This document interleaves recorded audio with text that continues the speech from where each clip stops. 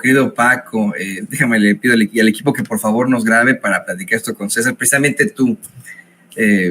tu tocayo, Julio César, el gran Julio César, fue asesinado de 23 puñaladas en el Senado romano hace, no sé, más de 2000 años. El asesinato político es una circunstancia que ocurre y que es muy desafortunada, pero que es de alguna otra forma parte de esa política. En la ciencia política, de hecho, se estudia lo que conlleva a dichos actos, pero así como lo menciona Paco, así como lo menciona el maestro José Reveles, querido César, si hacemos un comparativo con otros momentos de la historia de México, creo que esta elección fue exitosa al hablar de la seguridad. Sin embargo, pues van a seguir intentando desde medios, yo creo que son más internacionales que nacionales, tratar de pintar esta idea de que México, pues en México se llevó a cabo esta elección de Estado en medio de una intervención del narcotráfico, con asesinatos de adversarios políticos, cuando, como bien mencionaba hoy la secretaria de Seguridad Pública, no hubo asesinatos en lo federal en cuanto a candidatos federales, no hubo asesinatos en cuanto a gobernadores, hubo asesinatos más en lo local, querido César.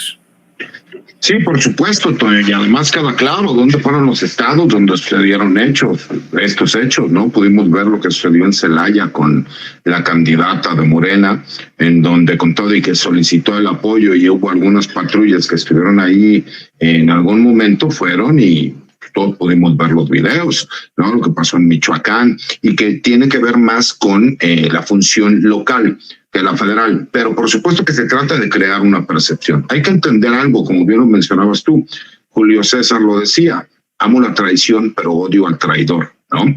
En nuestro país nosotros hemos podido, históricamente, darnos cuenta cómo la política es perversión. Bien lo comentaba ya Paco y el maestro Reveles, que conforme han ido pasando los sexenios nos damos cuenta de la forma de operar y de trabajar. En los tiempos de Salinas, bueno, pues era el homicidio directo, ¿no? Y famosas teorías de conspiración en donde, pues ahora a los años nos damos cuenta pues, que el gobierno estaba involucrado. En el gobierno de Ernesto Zedillo, pues eran las llamadas anónimas para deshacerte de un enemigo o alguien que te era molesto, o los suicidios, ¿no? Recuerden que hubo personas que se suicidaron en el sexenio de Zedillo al grado de que se suicidaban y después se daban el tiro de gracia, ¿no? Posteriormente vino el sexenio de Vicente Fox, en donde el homicidio volvió a ser recurrente y el utilizar los mecanismos políticos y a las fiscalías tanto estatales como federales, que en aquel entonces eran procuradurías, para ir en contra de los enemigos políticos, como lo que sucedió con el famoso desafuero y en su momento con quien ahora es el presidente de la República, Andrés Manuel López Obrador. Sin olvidar, ¿no? Por supuesto, pues que esto viene por medio de un desacato a una orden de un juez, la cual se consideró que era ilegal y que incluso se peleó en los tribunales, y aún así el Poder Judicial determinó y ordenó la destitución de quien era jefe de gobierno. Es para que no nos olvidemos, ¿no? De cómo se han ido llevando estas situaciones. ¿Qué sucede en el sexenio de Felipe Calderón? Ahí sí hubo el homicidio de gobernadores, incluso de candidatos a nivel federal. Recordemos lo que sucedió en Tamaulipas, en donde al candidato lo asesinan y ponen a su hermano a los días para que termine siendo el candidato, ¿no? Y también, pues, cómo sucedía que se empezaron a caer los helicópteros, los aviones, etcétera, etcétera, etcétera. ¿Por qué comento toda esta parte? Porque me parece que muchos de estos homicidios tienen que ver más con la parte política, posiblemente, o muchos de ellos ligados con grupos criminales, pero que pudimos ver cómo en este mismo sexenio no solo la situación es distinta. Vemos a un grupo de intelectuales, de periodistas, de políticos, que todos los días atacaron al Ejecutivo Federal, le inventaron historias, ¿no? Y que hoy sacan la banderita y se quieren llamar el Assange mexicano, cuando la realidad es que tuvieron la libertad de expresión que ellos nunca dieron en su momento, que esa misma persona se prestó para realizar un montaje en los tiempos de Genaro García Luna para que a una persona se le torturara en vivo en cadena nacional y que él diga que lo que pasa es que no sabía que estaba sucediendo eso.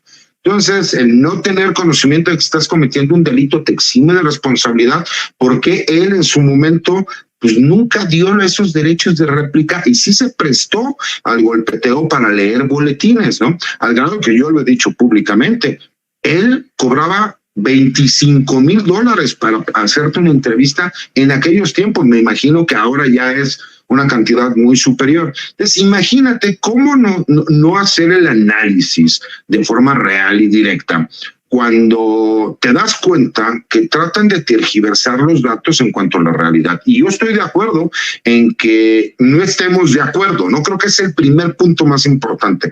Estoy de acuerdo en que no estamos de acuerdo.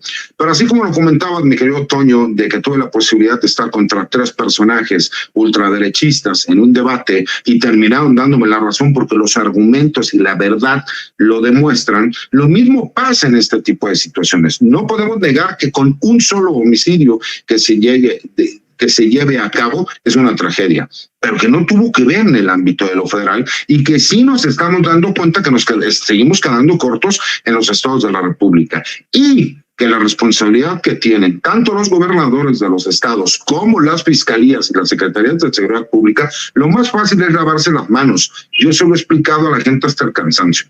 La función de la seguridad pública tiene que ver con la prevención de delitos.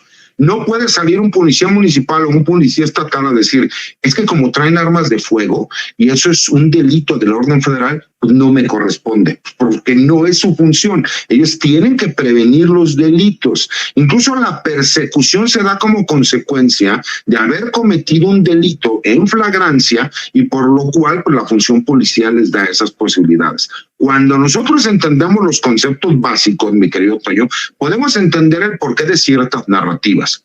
Hemos visto que México no ha cedido a presiones extranjeras y tenemos que entender que México es el socio comercial más importante de los Estados Unidos, y la mayoría de esos medios internacionales que han estado presionando con esta narrativa son medios de los Estados Unidos que tratan de presionar al gobierno mexicano, pensando que la doctora Claudia Sheinbaum, que es la virtual presidenta de nuestro país, pues a lo mejor tratará de negociar lo que el presidente López Obrador no hizo. Pero me parece que no solo están equivocados.